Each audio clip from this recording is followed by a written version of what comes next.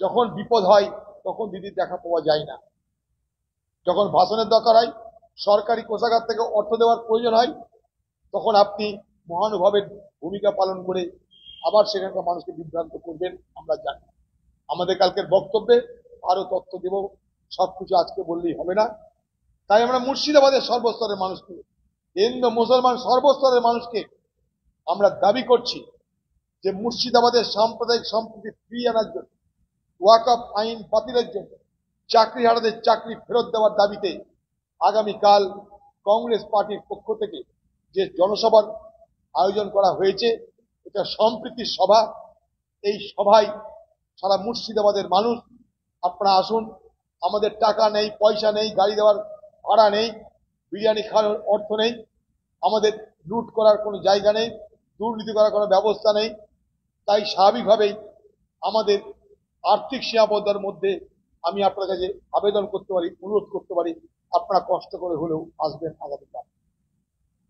ভ্রমণ টমন করে এখন যখন অবকাশ পেয়েছেন বাংলার মুখ্যমন্ত্রী, সে অবকাশের সময় তিনি ভ্রমণ করতে আসেন শামসেরগঞ্জ। যখন রক্ত ঝরল তখন মা মাটি মানুষের নেত্রীর দেখা নেই। যখন হাহাকার উঠল দিদির আমাদের দেখা নেই। যখন সবকিছু সামান্য হতে যাচ্ছে, স্বাভাবিক হতে যাচ্ছে, তখন দিদি উড়ে আসছেন। তাই এলাকার লোক সবাই জানে যখন বিপদ হয় তখন দিদির দেখা পাওয়া যায় না। ফেল তো করবেই, ওর তো কাজ পড়াশোনা করা নয়, ওদের কাজ সেট কালচার করা, ভয় দেখানো, টাকা রোজগার করা, লুট করা, দুর্নীতি করা। পড়াশোনা করেনি তাই ফেল করেছে। যারা দিদি পাস করে দিবে কোনো অসুবিধা নাই, আজ ফেল করেছে কালকে পাস হয়ে যাবে, কোনো অসুবিধা নেই। এখন এখন ক্ষোভ প্রকাশ করে কি লাভ? কলকাতায় তিনি থাকেন, কলকাতায় তার দলের নেতারা থাকেন, কলকাতার মেয়র তার দলের। তিনি কি জানেন না কলকাতার এই হোটেলগুলো কি করে চলছে? কলকাতার সমস্ত, গোটা কলকাতার একটা বিরাট অংশ যৌতুকগৃহ, সবাই জানে। এর আগেও আমরা দেখেছি যৌতুকগৃহে পরিণত হয়েছে শুধু প্রমোটারদের দাপটে, প্রমোটারদের দাপটে। আর পশ্চিমবঙ্গে একটা সংস্কৃতি চালু হয়েছে, পয়সা ফেঁকো তামাশা দেখো। হোটেলওয়ালা কোনো নিয়ম মানেনি, দিদি বলছে নিয়ম মানেনি কেন তা তো বলছেন, নিয়ম মানছে না কেন তার দেখার দায়িত্বটা তা তো বলছেন না। আপনার তো প্রথম উচিত ছিল কলকাতার মেয়রকে চেয়ার থেকে নামিয়ে দিয়ে বলা, তোমার অপদার্থতার জন্য আগুন লাগলো, মানুষ মরলো, তুমি আর পদে থাকার যোগ্য নয়। বলতে তো পারছেন না, কেন বলতে পারছেন না? কলকাতা তো আপনাদের দখলে, সব কাউন্সিলর আপনাদের, সব বড় আপনাদের, আপনাদের মেয়র আপনাদের, সরকার আপনাদের, মন্ত্রী আপনাদের, দমকল আপনাদের, নগর উন্নয়ন মন্ত্রক আপনাদের। সকলের চোখের সামনে একটা হোটেলওয়ালা মনে করলো আর বেনিয়ম করে, অনিয়ম করে চাকরিটা করতে পারে, এটাকে আমরা মেনে নেব? দুর্নীতির বিনিময়ে অনিয়ম করার সুযোগ দেওয়া হয়েছে, অন্যায় করার সুযোগ দেওয়া হয়েছে, বলি হচ্ছে সাধারণ মানুষ। তাই প্রথমে উচিত ঘাড় ধাক্কা দিয়ে ওখানে যারা ক্ষমতা তাকে বার করা আগে। আপনি সেটা করবেন না। আপনি টুপি মারতে এসছেন কলকাতায় সেই সমস্ত মেচি অবাজের আক্রান্ত পরিবারের কাছে, এবার কিছু টাকা দিবেন। আপনার তো একটাই কাজ, মানুষ মরে টাকা পাবে, জীবন্ত অবস্থায় টাকা পাওয়া যাবে না। এখানে আপনাকে মরতে হবে, মরে আপনি পুরস্কৃত হবেন, জীবিত অবস্থা আপনি পুরস্কৃত হবেন না।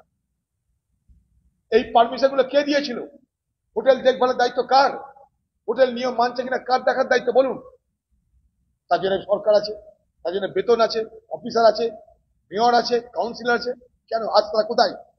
মুখ্যমন্ত্রী এখন আবার মানুষকে এসে সান্ত্বনা দিচ্ছেন। আপনি মৃতের দেহে আতর ছড়াচ্ছেন, মৃতের দেহে আতর ছড়িয়ে বাংলার মানুষকে বুদ্ধ বানানোর চেষ্টা করছেন। দেখুন, জাতি গণনা করবার দাবি কংগ্রেসের পক্ষ থেকে রাহুল গান্ধী লাগাতার করে চলেছে, আপনারা জানেন। এবং গত লোকসভাতেও কংগ্রেস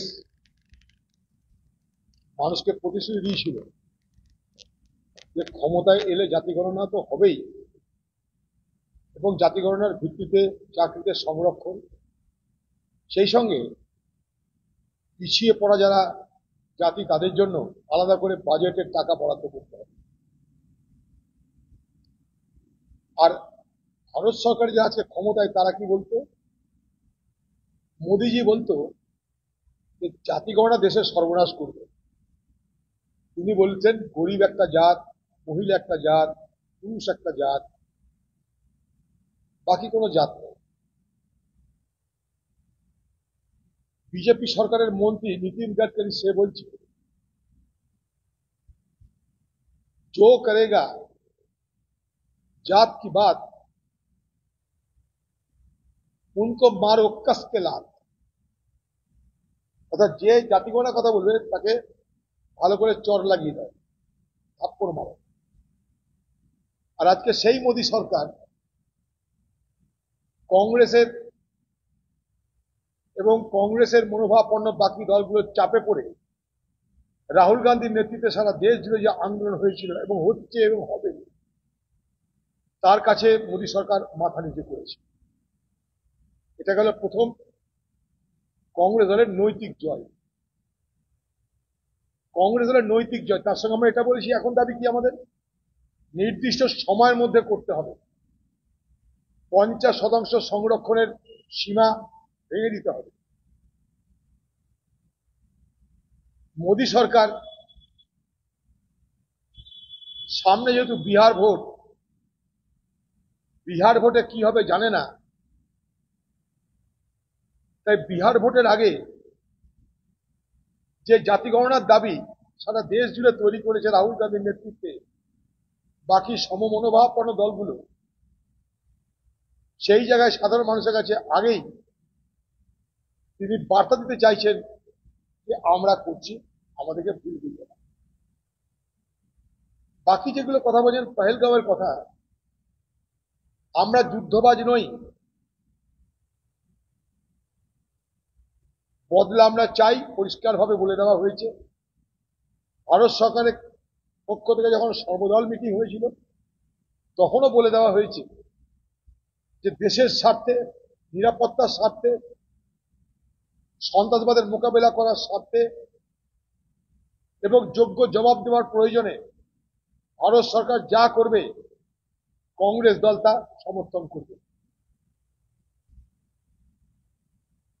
আমরা কথা বলছি, তুমি এখনই যে যুদ্ধ নেমে পড়ো, সেটা রাষ্ট্রের দায়িত্ব, কখন কি করবে না করবে। আমাদের দাবি এই, কেন পহেলগাঁওয়ে ঘটনা ঘটলো, কেন এই মৃত্যু হলো, এই মৃত্যু কি এড়ানো যেত না? কোথায় আমাদের গোয়েন্দা সংস্থার ব্যর্থতা, এখনো পর্যন্ত তারা ধরা পড়ল না কেন? এবং পাল্টা শাস্তি দেওয়ার জন্য সরকার কখন কি ব্যবস্থা নেবে সেটা সরকারের সিদ্ধান্ত। কিন্তু কোনোভাবেই পহেলগাঁওয়ের ঘটনায় সারা দেশ জুড়ে মানুষের যে শাস্তি দেওয়ার আর্তনাদ, অপরাধীদের শাস্তি দেওয়ার যে আর্তনাদ, যে দাবি, সেটাকে কেন্দ্রীয় সরকার উপেক্ষা করতে পারে না।